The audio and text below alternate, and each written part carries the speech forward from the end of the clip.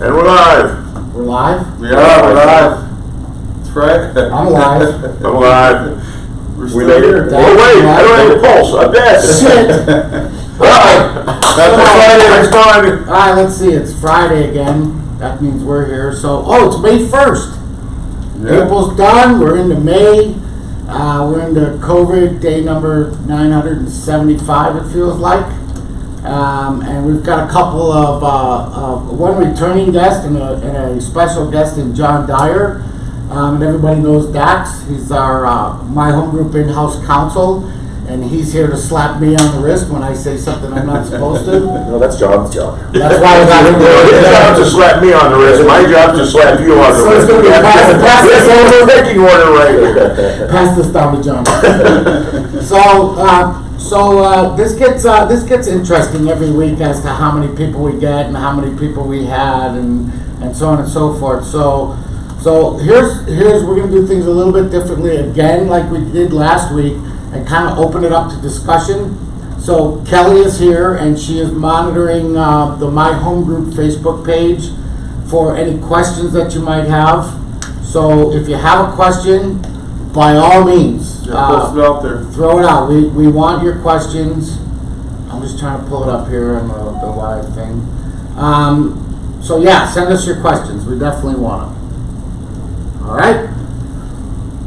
All right. So Throw it out. We want your question. I forgot we gotta mute. Okay. So there's a reason I asked John Dyer to be here this week.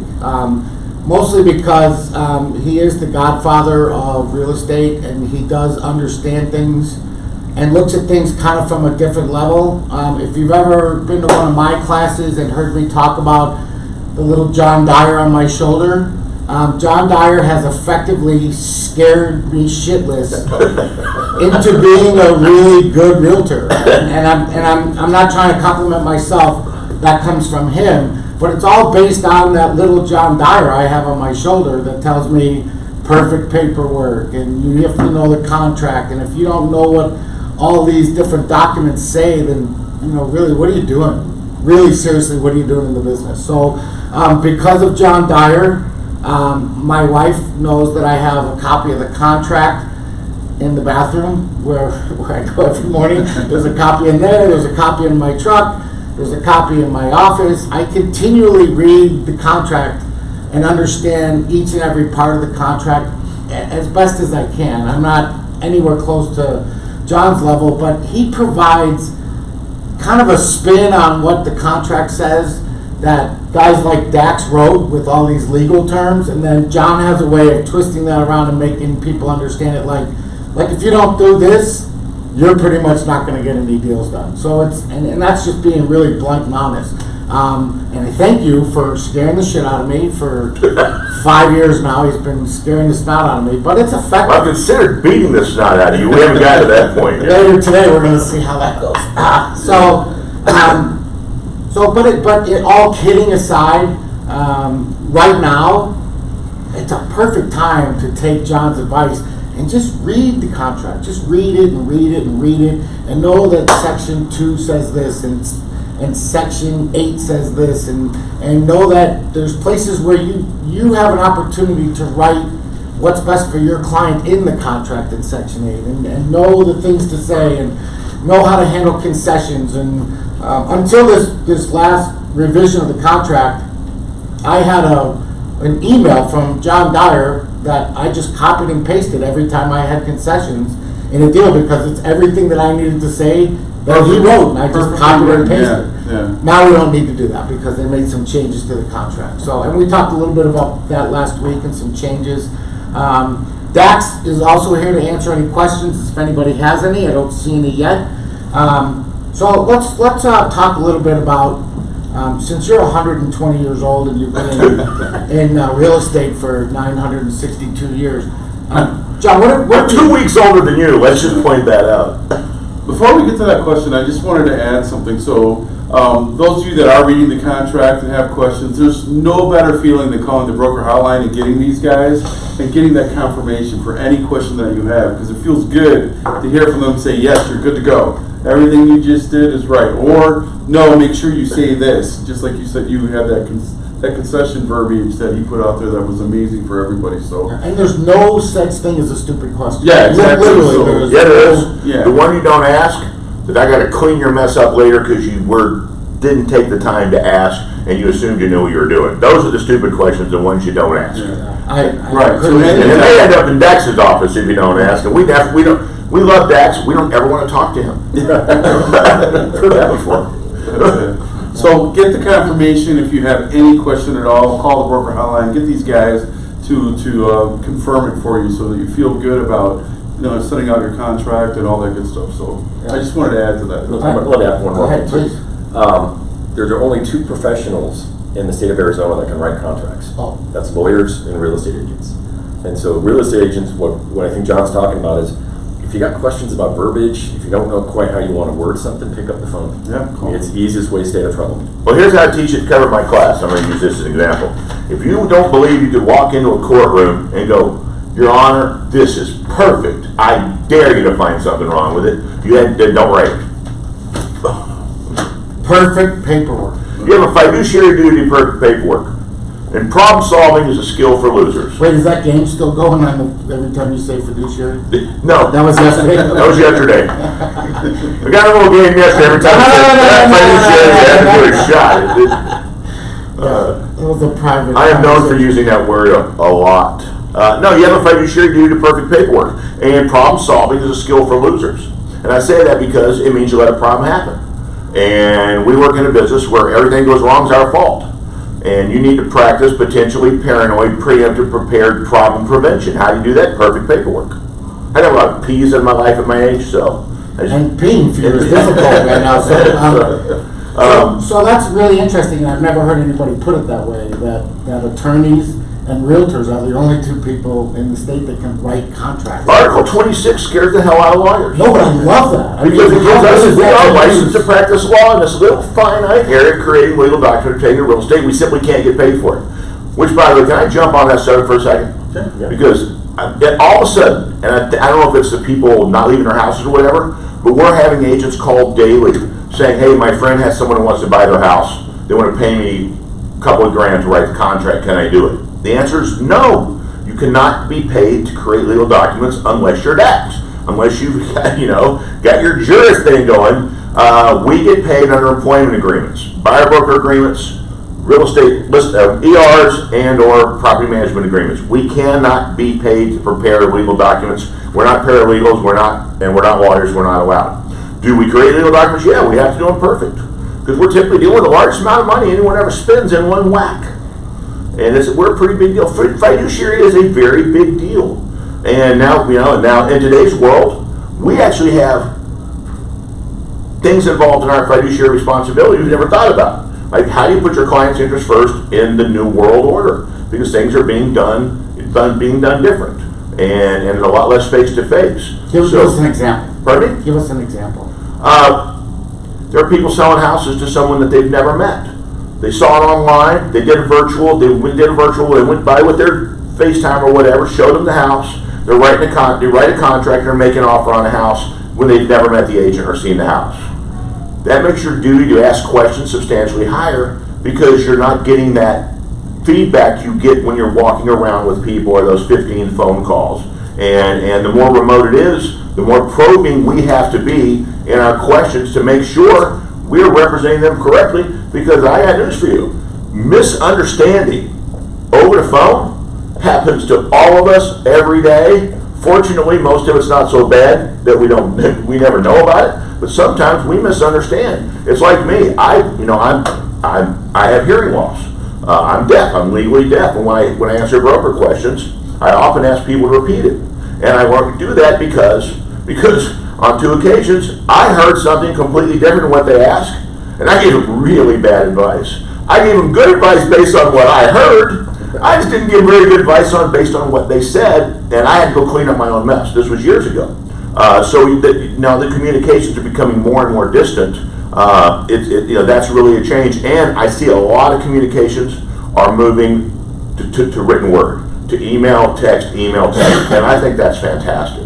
I've always been a person, Because there's a trail. Because you get paper trail. I get on the phone with an upset buyer seller, and I get on the phone with an agent, and they tell me two completely different stories, and they're both telling the truth. One misunderstood, the other misunderstood, and they're both telling the truth. It's hard to do that in writing, which is why I've always taught. Whenever possible, if I'm talking to Johnny, he's asking me a couple of questions, I'm typing an email and says, hey Johnny, this is what we just discussed. Especially if it's a controversial issue on a contract or an extension or a time frame, to make sure you get it right. I just want to make sure this is what we discussed. And every now and then, about 1 out of 10, someone will reply, thank God you sent me this email. No, that's not what I meant. And we did this wrong. Yeah, cover your assets. Well, I can tell you that the number one failing I see that ends up in litigation is people not writing confirming other emails. You know what? People not writing confirming emails. Yeah. After they talk, that's like the number one mistake I see, and that's how we end up in litigation, because then it's a he said, she said, or she said, and I never opened email. Well, there's a tool you can buy for, I think it's $20, like on Yahoo. I don't know what it is on Gmail. Return receipt, and some of the aggregators have it. Return receipt, where people say, I never got your email. You can say, that's a bunch of baloney. You opened it at 3:14 yesterday afternoon. I know I got to confirm. But it is a basic courtesy if someone sends you any communication other than, I'll see you in an hour, or hey, here's a picture of your grandkids, John. It would be just reply with got it. It's just a courtesy that way people know you had it. It'll also keep people from sending the same damn email over and over because they want to make sure you get it. Just reply with got it. So the one email that I send that I always ask for a receipt on is when I send an offer. Please confirm receipt of this email. Actually, that's a mistake. I should be doing that actually more often. So I already learned two things today. Lawyers and realtors are the only people that can write contracts in the state, and I'm putting that in my pitch from here forward. That's awesome. And this confirming email is a big thing, especially now, because as we were discussing before we came in here, is what's the new normal. So a lot of what we discussed today, this stuff might not change from here going out. A lot of the stuff that we're doing, John was saying that his classes that he's doing, and he's going to talk a little bit about his upcoming classes, and I think you have one coming up next week. A little bit about how, this has actually woken up some things that actually might be really good for us going forward. Hope we can keep it. We can keep them.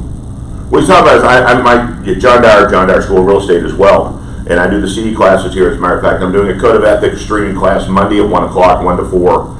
It's open to people from all companies. My home Do you think Kelly might send out a message on that? Yeah, you'll be getting a notice of that. But we're doing streaming, and we're doing it on Zoom. And I can't say the word Zoom without saying thank you to Zoom Corporation. They, for free, are providing Zoom services to every university, college, and virtually every school, grade school, high school, middle school in America. My daughter is completing her semester of law school at my sister's house in Queen Creek. At her sister's house in Queen Creek, because they shut down Loyola Law School in New Orleans, and she's completing her semester. So Zoom is doing that for everybody for free. So they do have electricity in Queen Creek now? Yeah. Okay. They have electricity in Queen Creek. And water? Yeah. Well, now water some days yes, some days no. But it's really cool that how America's corporations have come through. Some companies that are retrofitting their gear to make PP and stuff. But good for Zoom. But these Zoom classes are awesome. And they're only temporary. As a matter of fact, as of 2 days ago, I had to re-up for the ones I have in May. I would absolutely could look anyone's real estate commission in the eyes and say, these classes are better, more effective, and more controlled than in-room classroom classes like where we're sitting now, and sure as hell better than those stupid little Q&A question and answer, A, B, C. Everybody goes straight to the test in 2 minutes and then sets a timer and goes back and finishes so they can stay there in a room that long. It's fantastic. We're tightly monitoring, and I actually think it's, as an instructor, the amount of stuff I get to put out, I put more time in, I'm getting more material covered, and I've got more people looking them in the eye because we watch them. People actually paying attention better than even in a classroom. I think it's awesome, and I really, really hope the commission will continue that, because I think it is a total win-win. I always wondered what it'd be like, and I've only done 4. The first time I did it was a complete, what the hell am I doing? And it worked out great, and now it's just smooth as silk. And we, it takes two people. You have to have someone monitor. It's a little more labor intensive for the schools, but I think it's a really cool thing. And everybody, you're stuck at home. That's a great thing to be doing. There's not just me. There's so much cool. Like, hey, every title company in town, mortgage company, is doing Zoom training on stuff that you never really thought about. There's a Zoom training on appraisals, the effect of all this crap going on appraisals. It's really cool. And interest rates are absolutely at the lowest in the history of the world. They hit yesterday. It's free money. Yeah, it's free money. Free money. Well, a lot of people don't understand this is my theory, but this is not just my theory. The real cost of money, which is basically free money, is 3%. That's really free money. And there's people that got mortgages out there last month under 3. We got a little crazy, but but there's opportunities online. If you got nothing else to do, sit in these little Zoom classes. I mean, listen. I know people wouldn't want to teach in my class, the afternoon class. There was a gal sitting there having a glass of wine. I got no problem with that. She's paying attention. Besides, you probably need 3 hours of me. You probably need a drink, or maybe something stronger. Let me throw something in along those lines, and it's something that I'm going to be doing a video about later. Is with this downtime, so-called downtime, it's slow. Let's all be real with each other. It's slow. We have time. The one thing I think we should be wary of, and I think today's panel, this is years and years of experience. Be careful about what you're listening to. I mean, there's everybody and their grandma is doing a webinar right now.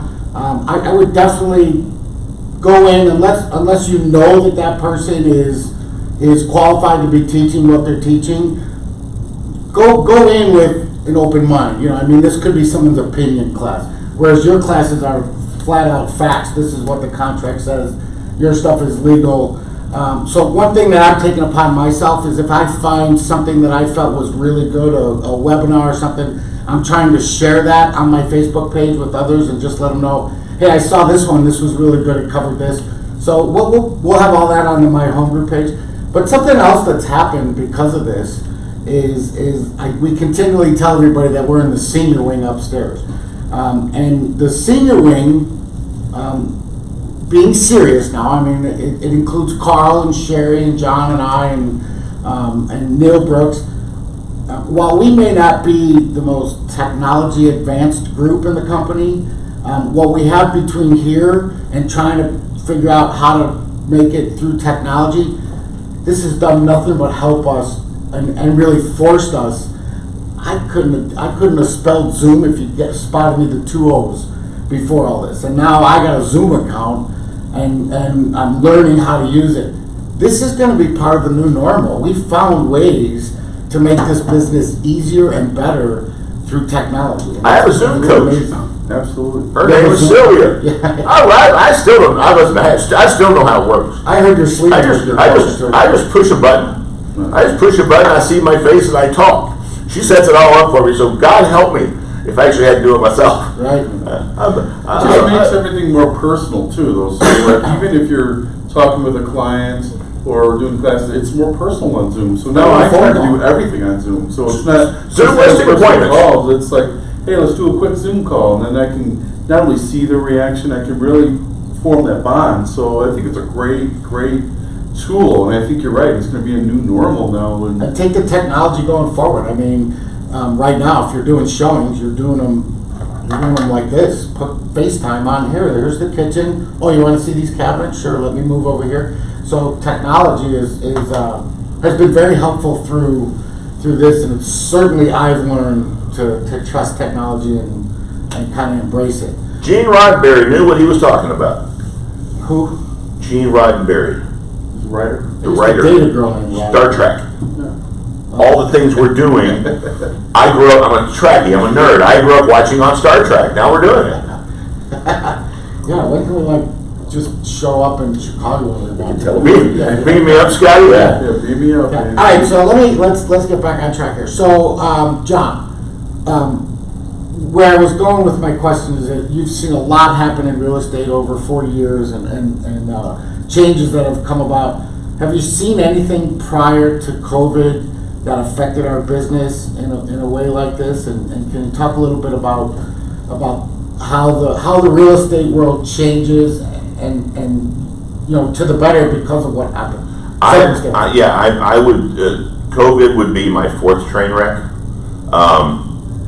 and the last ones before COVID were slow. You saw them coming. You knew the bridge was out. You knew you got a hell of a chance to prepare. And those that prepared and adapted, jumped off the train and found a different way across the river. This one was different in that it was truly a train wreck. One day we're driving along, looking at the scenery, and the next day everything is stopped.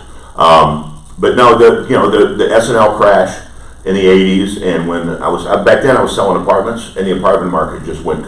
Apartment buildings dropped some 90% in price. Went a little crazy, and that was literally one piece of legislation. When they got rid of the investment tax credit, it killed the multifamily side of real estate and had a real negative effect on residential. And we had to adapt. And then obviously we had the .com and all that nonsense in the stock market that gave us a big hit in interest rates. When I started, interest rates were 14%. And then of course we had 9/11, and then we had the crash of 2008. We've never had anything like this. And I'll take this opportunity to share the good news. I review a good portion of the contracts that come through. I'm reviewing as many documents as I ever did, and the offers we're seeing are coming in almost like normal. Not quite as hot as you would expect April to be, because that's usually a kick-ass month. But we're seeing multiple offers. We're seeing properties sell above list. And as much of a pain in the butt the low inventory has been for the last year, because it's been ridiculous. The number of properties listed compared to properties sold was sooner or later we're going to run out of stuff to sell. Turns out like maybe it created a firewall that this thing is going to bounce off of a little. The Phoenix, the Metro, Maricopa County market seems to be holding on pretty good, and I think we're going to. I think we might have a quick bounce back. I always say I want amplitude modulation, wave as opposed to frequency modulation, which is this. But this time, because we have the potential for a snapback, like we had a quick snap down, it might be good to get a quick little V going. And I'm not afraid. When this first all started, was I afraid? I was analyzing in my head all the things that could go wrong, and let's be honest, things could have gone very wrong. And the economy is obviously taking a massive punch. What will affect us long term is people that are slow to get back to work. Fortunately, the stock market's coming back, because there was a while there where a lot of people's down payments, every day they watch the stock market and go, well, there's my 20% down. Oh, I'm down to 10% down, and no, I ain't got any money to buy a house. It's coming back up. Yeah. It's having a tough day today, though. I saw. It's I'm feeling pretty good about it. I don't know how to say this. I'm blown away and impressed, and not just us. I'm talking about my home group agents. I'm talking about realtors in general, and I'm talking about everyone I know that's in a business that gets to keep working like I have. The almost instantaneous adaptation proves that we are a superior species. We are the top of the food chain, because a lot of people changed everything they did like that. I sure did. I've been saying for years, and whenever I have clients and they say, well, tell me a little bit what you think about the real estate market and where it's going, and I'm honest with people, and I tell them, look at, in 2008, what went up like this came down like this.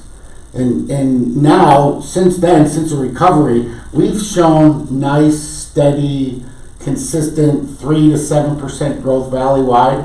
So when it turns, it's probably going to be the same thing. Now, all of a sudden, somebody cut the track off of it, and where I think we're actually late for an adjustment. We're overdue. No doubt, absolutely overdue. I think this is actually going to turn out to be an additional adjustment to where we're at, and maybe prolong our nice steady growth. This may stop from that turn, because what I think is going to happen in 2008, the housing market caused the recession.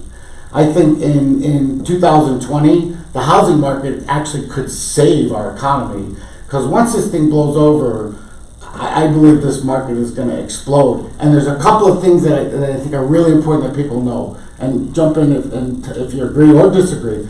Our inventory is going up, Which is there's a good. lot of different reasons why it's going up, but our inventory is definitely going up. It's not anywhere near where we need it to be, but this breaks kind of caused, the train cars to kind of flow in.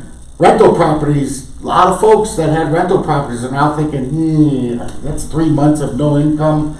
Let's just sell it and we'll come back at this in a couple years. So there's properties showing up on the market. Well, and you see the RVOs now being listed now because of what's been happening to them. So you're seeing them start to sell some of those now. So And all the iBuyers are gone. They're See, done buying houses. this is a risk management guy, and watch for Dax to give a big nod. One thing that seems to be happening, because I'm getting questions, is people are calling realtors for questions about can people be evicted? Do I have to pay my rent? Do I have to pay my payment? And seriously, the answer to those questions is, I don't know. Yeah. Call an attorney. And a couple of the questions, like the eviction thing, you could have given them the right answer 6 weeks ago, and it would have been the wrong answer 5 weeks ago. Right. And if the answer you gave 5 weeks ago could have been right, and they changed it again yesterday. So it's not just that we had no business practicing law and giving that advice. A lot of these things are a moving target. I'm as ignorant to some things as I've ever been, because what I knew doesn't apply anymore. I'm having to relearn things on a daily basis to make sure I'm not giving bad advice. But just don't, the three greatest words in a real estate agent's vocabulary can be, I don't know. The three words no realtor should ever have in their vocabulary are, no big deal. Because little things turn into big deals. Let me pose the same question I posed to you to Dax. You've been 20 years in real estate law. Are you seeing, based on COVID, anything different coming across your desk, or is it? Well, I was thinking when John was talking and both you were talking about, it's going to be interesting to me to see what develops, what kind of lawsuits come out of this. And what I mean by that is people aren't the number one litigation by far is disclosure issues, right? So things aren't disclosed, somebody buys a house. We learned that last week. They get mad, but people aren't going to be seeing the house until maybe they move in. And so I'm really wondering, you guys can answer this, how are they doing the home inspections? Are they still going out and doing that? Actually, there's this could be new law. Yeah. So nobody can tell you how these suits are going to go, or what they're going to look like, because there's never been a reason to file these suits before. Lawyers love this, which is why we don't like lawyers. Present company excluded. There's this thing. It's some of you may have never heard of it. It's called a newspaper, and they deliver it to your driveway. You ever seen one? Yeah. Okay. So yeah, it's what you use to get your silly putty to make pictures. So I still to this day get the newspaper, and today's newspaper I'm the one. And in today's paper, in the real estate section, they had a discussion. It was actually a USA Today article written about the Arizona real estate market and how things have changed, and how signings are now, you sit over there and I'll pass this paper around. There'll be somebody. Everything's kind of changing. It's all in Prescott. Changing. Title company in Prescott has in an old bank building. They have drive-through signage. I was going to say in Illinois they have curbside where they actually pull up and they actually do it right from the car. That was in the paper. The Prescott drive-through sign. Digital notary will now become the thing after it's been fought for so long, and now it's a no-brainer. But another thing in that same article, and I'm gonna take the article and I'll transpose it and put it on the website. But it had, and I've always talked about this, that you should have a list of questions that your clients should be asking before they hire a realtor. Well, they had all those questions in the paper today. It was awesome. Really, really informative. Me and 9 other people get the newspaper, so 10 people saw it this morning. My 3 questions are, if you should ask, if they can't answer, don't list your house with them or buy a house from them. What's in section 2K of the contract? What's a fiduciary? And what does ARS 322156 to stigmatized property law say? If someone can't answer that without looking, they have no business buying a house from them. Question from Mr. Eisenberg. We have a question. Okay. From Carl Dyer, risk management answer is correct, yes, but sales and relationship answer should focus on being the source of the source. I don't know, but I do know people that do. Here are some examples why you should give Dax a call. Yeah. Don't be a brain, be a Rolodex. You know, I don't got the answer, but That's here's like when the somebody buy a house, they say, Johnny, look at this electrical panel. Do you think this is, and I'll pull out my card and go, see that right there? It says realtor. Doesn't say electrician. I know a little bit about it, but boy. What Carl said is my favorite saying: be the source of the source, but never the source.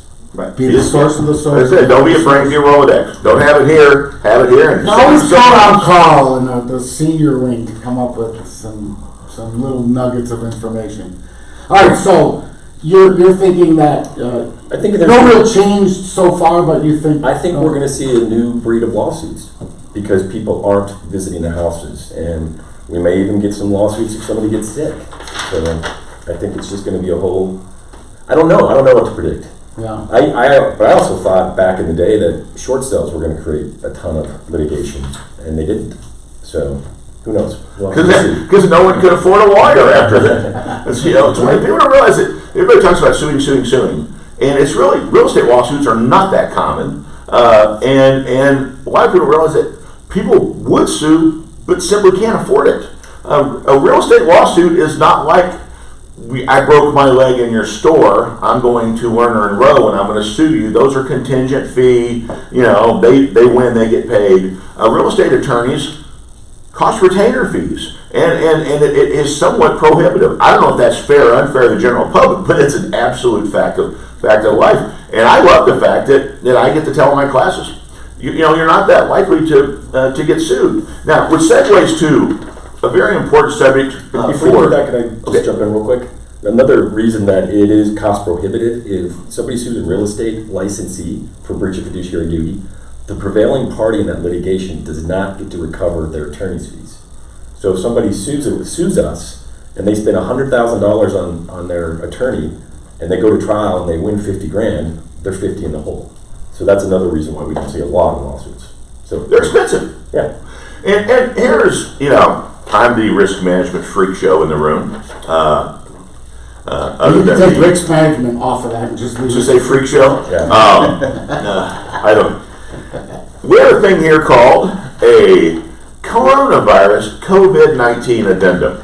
And it's one of those things that if you told me we would have a pandemic-based addendum, other than in Nogales, because we did have Arizona had a little touch of how this could go. What was it, 14, 15 years ago? Back when the market was still pretty hot, Nogales had an outbreak of drug-resistant tuberculosis, TB. And it was a question for real estate brokers down there. What do we do when we have people come in and look at houses in an area where we have this thing that's making people sick? And fortunately, it went away before they had to deal with it. But other than that, I never really considered, do we have a illness disclosure? And now we do. It's a crazy thing, but it is a risk management mandate. This is not, you know, I hate the way people talk about agency disclosure. Here, check that box and sign it. I think you should take it seriously. This is not a, hey, initial here, sign here document. Okay? This is a document between line 19 and line 18 and 24. 18 and 24. This is a make sure your clients, buyers and sellers, understand and come to a mutually beneficial agreement, because this is intended to protect real estate brokers, buyers, and sellers from an unknown. I mean, let's face it, this virus it's I would call it the X factor, let's call it the V factor. You have no idea. It's an unknown variable, and it can hit at any time. And if someone gets sick, not their fault. 3 days before close of escrow, they literally, legally, have no business and aren't allowed to do anything. So that obviously that closing needs to be delayed. People are concerned about it, and you understand this is an if. This document means absolutely nothing if I close my house with Johnny and neither of us are sick. This says if buyers or sellers live in a world where people are getting sick over a majorly contagious disease, And if that happens, we need to preempt and prepare for that. Delays. It's, well, it goes back to my pre-and prepared, proactive problem prevention. That's what this is, and it has, but it's also a disclosure document. It's educational. It's not complicated. It's very, for AAR, it's very well written, because I understood it the first time I read it. I'm a very smart guy. I just got to read it 5 times. I'll be the first to admit, I wrote it on a deal recently, and I was confused on which one was best for my buyer client. That's up to your buyer. Yeah, obviously the buyer I usually read picks it first. multiple times, and it was actually, what class would you include that document in going forward? Oh, this class will be 15. This will be 15 minutes of my disclosure class. So disclosure. And it will probably be a few minutes of my contract classes now. My contract writing classes will certainly be in the disclosure class, and I'm referencing it in everything because it's new. I'll teach an ethics class and talk about this. Simply because it's a new document, and I'm sure the commissioner doesn't mind me getting off a little bit of the subject to cover something new. Just like I did when the new contract came out in 2017 with all the the trade stuff. That was a major change, so I managed to get a few minutes of that in every class. But the thing I want to talk about, the top portion, it's a disclosure. Everyone initials it, okay? And I would get the top portion initial like you do with SPUDs when you take a listing. So the seller understands and has a chance to read these. This is a document that should be sent to every client blank with specific instructions that say, I know I tell you to read everything, and I know you don't usually do that. Read this damn document because it's unique. And good news is, I hope, God, I love you, we get to tear this sucker up. Like the short sale addendum. Who misses short sale addendums?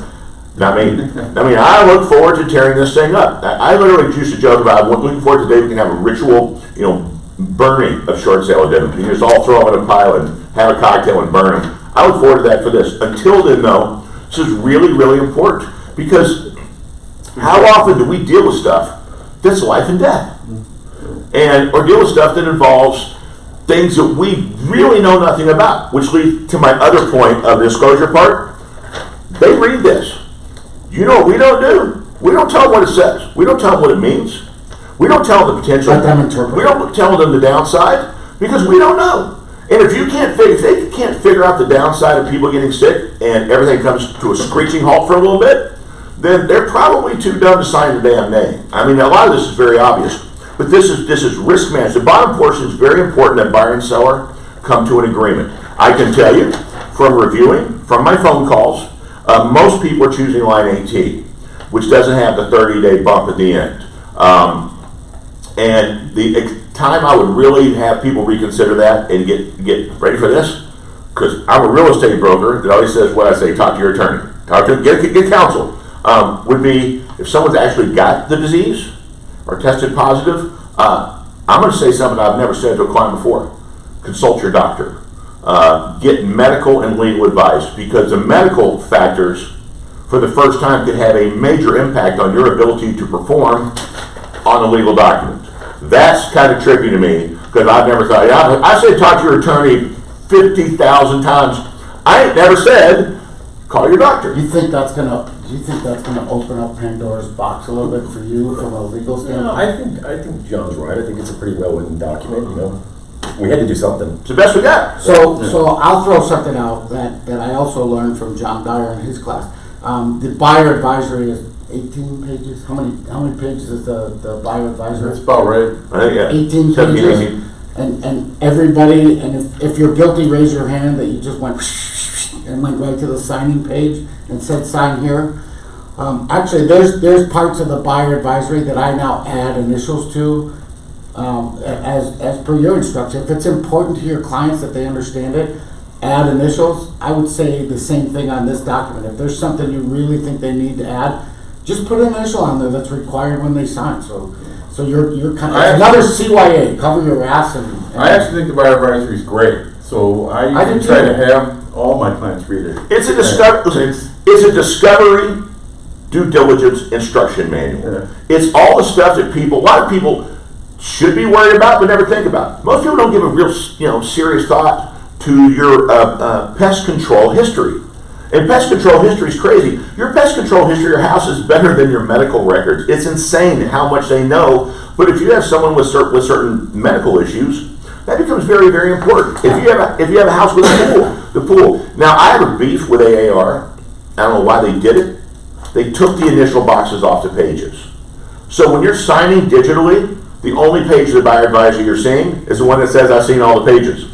Which is why I like Johnny's idea of put initial boxes either at the bottom of the pages, because we want people to read that document. Yeah. We don't know what's on it. I think there's 37 items. I know them. I couldn't name more than 10 of them sitting here right now. Let me throw something out that I use and my clients always appreciate, and this is a gift to all agents out there, young, old, experienced, new. I tell them that the buyer advisory is so important, because here's the thing. The four of us do real estate every day. We understand COE, we understand SPUDs, we understand all these different acronyms. People don't buy houses every day. That document, the buyer advisory, takes the time to explain pedophile searches and pest control and all these different things that, because they don't know what they don't know until they read the document. That's in every class. In every outline I have the phrase that one of the scariest things about real estate clients is they don't know what they don't know. And what they don't know can hurt everybody. And that document will tell them, you don't know this, but you should, and that's why it's in that document. Great document. Listen, sometimes they don't have fears. They walk in fearless about things they should be afraid of. Like if you have certain medical issues, you should be afraid of a house that had chemical treatments in it. If you have moved from back east, you've always wanted a pool, you've never had a pool. You should be a little concerned about the safety issues with pools if you have kids or grandkids. Because there's a little bit of healthy fear in there. And I say a real estate transaction, certainly our contract, but a real estate transaction is a legal minefield. And that buyer advisory is basically a mine detector. It tells you where there might be mines and where to go to source. That's going back to Carl. Absolutely. That's a source of the source. That's a Rolodex. Here's all the URLs and information on all the state agencies and or whatever's to go online now and look up the stuff you need to know about, like stigmatized property. Nobody is telling their clients about stigmatized property law. Now, I want to know from our in-house lawyer sitting right here, stigmatized property law specifically references house being occupied with someone with HIV or AIDS. Correct. Clearly it was written in the late 80s because that should be ripped right out of there. It makes no sense because we know we're not all going to die. But in the late 80s, it was a legitimate fear, and we didn't know how it was spreading so well. This is actually something that can be spread by occupying someone else's house. Do you believe the stigmatized property law needs to be quickly updated, or at least under substantive policy statement from the Commissioner Judy Lowe, that this would be a stigmatized property issue, or does this remain a mandatory disclosure? Wow. I have my answer. I want to hear yours. I think it's a mandatory disclosure. I do too. Thank you very much. Okay. Yeah. No, we're in agreement. Yeah. Okay, So I heard a good argument to the contrary. I heard a good argument to the contrary. We do have Because there are some people that have it and are spreading it and leaving it on all the surfaces, and someone's getting it that never knew they had it. And it becomes the big argument, and I agree with you, but the argument, devil's advocate, is how can you disclose something that you have no clue? Because me not having symptoms does not mean that I'm not going to touch this. Michael's going to touch that and freaking die. This is a weird, unique thing, but I agree. And I've heard this from a few lawyers in my life. When in doubt, disclose. And this is an absolute disclosure. This is, and is it? Someone said, well, it's not a fair housing issue. No, COVID-19 is not a disability. It's not race, color, religion, national origin, familial status, handicap, gender, sexual orientation, or gender identity. It is a unique and specific virus. And disclosure is mandatory. Back to the form. The form is very important. I would love to see every listing, have it signed with the seller like you do the SPUDs. I'd love to see it on the documents tab. If you do that, the seller actually has the opportunity to choose which box they want at the bottom, and then the buyer would either need to counter that box or go with the seller's option, so it puts the seller in the driver's seat. I think this if you're in comes out escrow, with agency and same thing. buyer broker. This If you're in escrow, documents out. even if you're in escrow, it's a good idea. Sorry for coughing. I don't have COVID. I have COPD, which is why I probably shouldn't be in a room with these people. Even in escrow, you want to have this top section initialed, simply so that we went in escrow, the world was normal. We're in escrow, the world's weird now. This is that weirdness. Take this document seriously, everybody, and make sure you get it signed. It's in your client's interest, and then we can all pray. If you're people of faith, look to the heaven and say, God, please let us have a day where we don't have this addendum anymore. And you know, who knows? Like I said, I didn't know the short sale addendum would be something attached to 60% of real estate contracts, but it was. So we have, you know, it's a unique thing. But this needs to be taken seriously. I heard someone say it's stupid, it's a pain in the ass. I'm like, so is our purchase contract. You know, our purchase contract should be one page. Let me get to some of these questions. Okay. Do you think it's better to wait until about August to buy a vacation home after people who have lost their jobs and have to sell these homes? Will it be better for buyers? Boy, that's trying. That's like I don't have a crystal ball. Hold on a second. I was literally going to do that. Yeah, that's magic 8 ball. That's a crystal ball answer. I think that question will be better answered once our economy starts opening up, and I'm not meaning like just in Florida or just in Georgia. I think once our economy opens up, I think it's gonna reveal a lot about what the way our economy is going to adjust to this. My opinion is it's not going to be an on-off switch. It got turned off with a switch. It's going to be a rheostat coming back on. It's not just going to be an on. It'll be a gradual thing. But I think that gradual economic turn on will give us a lot of indications as to how far our economic recovery will be. Anybody? No, I agree with that. I really do think it's going to be, you know, like you said, a slow reopening. And then you mentioned something on a Zoom call about somewhere around, you thought maybe August, September, you'd really start to see things. Yeah, and one of the things you got to realize in real estate, and it's a simple, you know, temporal reality, we run a 30 to 45 day lag for when how things are really affected, because escrows are 30 to 45 days long. So it took us 3 weeks before we really started seeing it on closings, and we're the last to be hurt, and we'll probably be one of the first to come back, which is completely opposite of the crash. We were the first to go and the last to come back. And by the way, when I talk about that crash was so obvious it was coming. You know, this is different. I wrote an article in 2003, and I predicted when we'd crash, how far we'd go down. I nailed it to the month and the percent. The only thing I got wrong was when we'd hit bottom. We bottomed out later than I thought we would, because it was so obvious. That was 2003. And I literally nailed it to the month. And this one predicted. This one I can't tell you, because we have you know, none of the variables have even been put in the equation yet. For example, are we going to have a second wave? Is there going to be places in the country that thought they were good and something got screwy and it got really bad all of a sudden? And you know, so there's so many variables. But I think if we keep on the track we're on now, we should start hitting a reasonably good stride in August in the fall, and probably be normalized by spring of next year.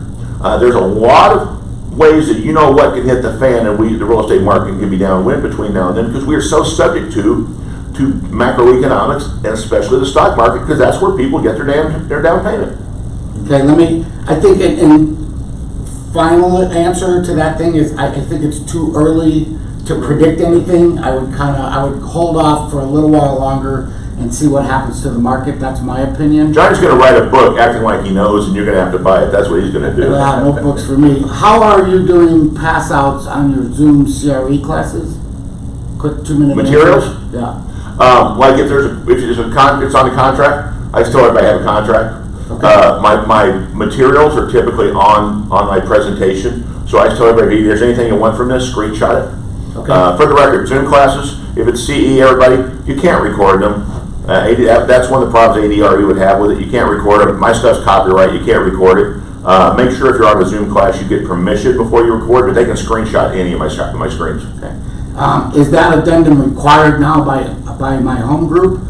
I believe it's part of the new checklist. It is not just required by my home group. It's required by common sense. to not have this, hear that other word, I do sure a lot. What's the other word I say a lot? If you don't see the benefit of this for everyone involved and will not go to extremes to make sure it's signed, you're an idiot. There's no kind word for you. It's not just mandatory, it's common sense, and it's very, very important. All right. There's the answer to that That's the question. answer to that one. And then there's some other people answering some other stuff. Okay, we got 10 minutes left. Any more questions that people have, go ahead and throw them in. One thing I want to throw out, this week I continue to have meetings with my team, and my team is my lender, Jim Zabel from Fairway, and Kim Hickey from Lawyers Title. We're still meeting every week to discuss all the changes. I mean, changes are coming rapidly, and I'm not talking about documents. Documents are one thing, but the changes in the way business is evolving, we're evolving daily. We're learning. Look at FICO scores. Look at FICO scores. But my point is still work with your teams. Because Kim Hickey is seeing realtors from 100 different brokerages, whereas I only see people from this brokerage. So she's able to answer a lot of questions for me. My lender, Jim Zabel, he's working with all kinds of people. He's doing refis. They're a wealth of information. Tap into that information source. They're everywhere. So I can't stress, I keep saying it every week, if you don't have a team set up with a title company, a lender, now's the time to do it. Get it done. Call, ask other realtors who are you using and why. Why is Lawyers good? Why did you choose Lawyers? Why did you choose Fairway? Why did you choose Alliance Home Inspection? Ask people that use them. You said a really important word there. And it should be a normal part of what you do, not just because of what's been going on. This would be something you do all the time. I mean, I teach in the classes too that your power partners are a very important part of your business, and you should always be meeting with them on a regular basis to stay ahead of everything and stay in the information. You know, the knowledge is power. So Think about it. That's real estate 101. That's Yeah. ABC. But you said a word that you said a word that this comes from my conversations on the hotline. The most important thing that people can be doing is work, and your instant gratification, productivity things may not be there. That's not a reason to not work. And this is a lesson from 2007 when the real estate thing really crashed before it took the economy with it. A lot of people freaked out and stopped working because it was, you had prices drop in half. You have to sell twice as many homes to make the same amount of money. It's simple math. And a lot of people quit working and got depressed. And a bunch of them never made it back. And the ones that just figured out a way, and this is true, I believe Darwin, I don't believe he was right on science necessarily. He's being disproven every day. But I think Darwin was absolutely the most brilliant business philosopher ever. Evolve, adapt or die. And this is an adapt or die time. Adapt, but mostly work. Find something to do. And put together your technology. Put together a prospecting program. If you're not farming, a great time to get together with a geographic farm. But one of the things that can really kill and hurt people here, their business, is they get in their head that, I'm stuck at home, so I'm not working. There's nothing for me to do. No one's buying houses. No one's selling houses. Get that crap out of your head, because you're wrong. People are buying, selling houses, and there's always something to do. Prospecting can be done anywhere, anytime, and it should be. Because if you can develop 150 new relationships with people that you can't see right now, you still have 150 new relationships. And that's what this business is about, developing relationships and association. So there's a lot of opportunity out there to prepare for when things come back, and maybe to do things better, because a lot of people get myopically focused on one way of doing business, and this is a good time to say, you know what, spread out, find different channels. And the people that had multiple revenue streams coming into this, they're not hurting as bad. I've never had less than 3 jobs. I think this is the cleanse too. I think if there's 58,000 licensed realtors in Maricopa County, I'm convinced that this will cleanse. It'll be a purge. And the cream will rise to the top, and the guys that You know, one of the things that's said in the newspaper today is the first question you should have when you're hiring a realtor is this part-time or is this a full-time job for you? And the realtors that it's a full-time job, we didn't stop working. I mean, those people are working. The other guys Sometimes it feels like there's a million realtors in Maricopa County. It does, but I've always said that the cream will always rise to the top. You know, people will eventually say, geez, I hired a guy or a gal that just really doesn't know what they're doing. I need to find somebody that knows what they're doing. Unfortunately, they might be too far along, but I really believe the cream rises to the top, and this is just another reason to mix up the bucket. Yeah, I want to give an example real quick. Someone that did adapt, and I know he's on this call, if he still is, and that's Carl. Carl did a virtual open house. So, you know how we talked about that, that was a way to adapt in open houses to where he could, you know, have someone text in and do a virtual open house and that. So I caught a little bit of his video that was out there. It looked pretty cool. I don't know the final results on how that happened. I don't know if Carl maybe will share that. Actually, he was unhappy with the way that it worked out the first time, but he learned from it and learned, now made yeah. some adjustments. We talked about it yesterday, and, Yeah. and there's another perfect example of a Carl that's 120 years old, figured out a way to work in this environment. Great, I'm older than Carl. With I'm a technology. month older than him. I'm only 2 weeks older than you. Hey, before we get off, can I promote that class? Yeah, please. Okay, so we have a new program that we're rolling out Wednesday at 3 o'clock. I'm going to be teaching it. Since we have the benefit of having me here in in-house counsel, we're going to be offering a program where we will set up PLCs and PCs for agents that want to put their license in there. It's important to have a lawyer do it because there's a lot of rules with the ADRE. There's a lot of rules with the Corporation Commission. It's going to be a small fee, but we're going to give a discount to my home group agents that are interested in doing that. So again, it's a class that we're going to start teaching regularly. This first one is at 3 o'clock next Wednesday. Awesome. And is that a My Home Group class or is it open to all? It's open to everybody.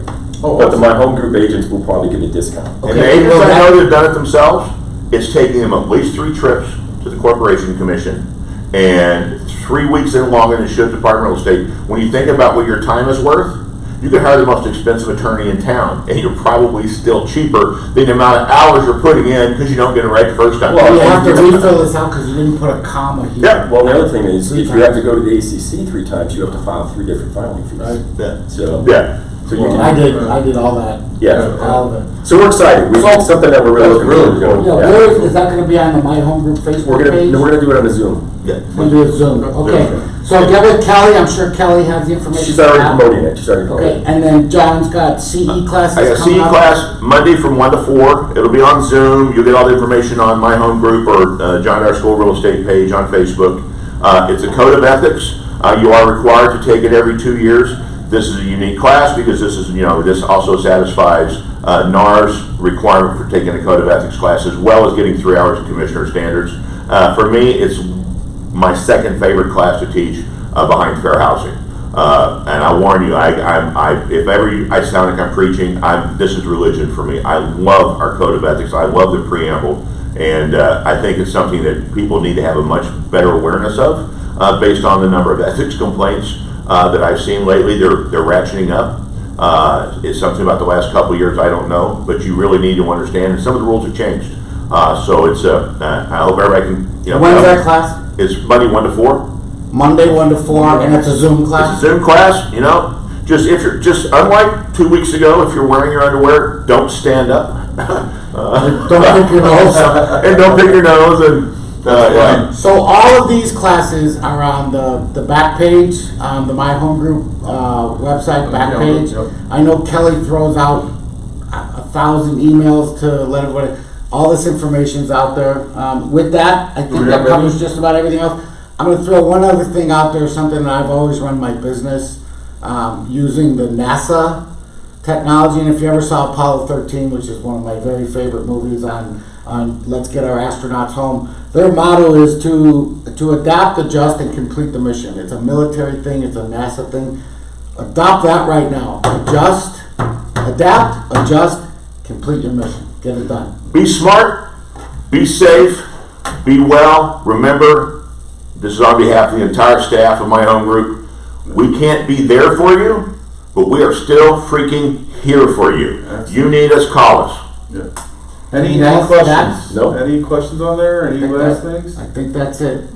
All right, I awesome. got a lot of thank yous. and- Thank you. Yeah. Thank you, everybody. Thank you, If everybody. there's, if there's somebody you want us to have on next week, Let us know. throw it out. Yeah, Mike and I are glad to have change it up. All right, Kelly, cut it because Dyer's taking me golfing. We're out. Well, you guys are golfing. Awesome.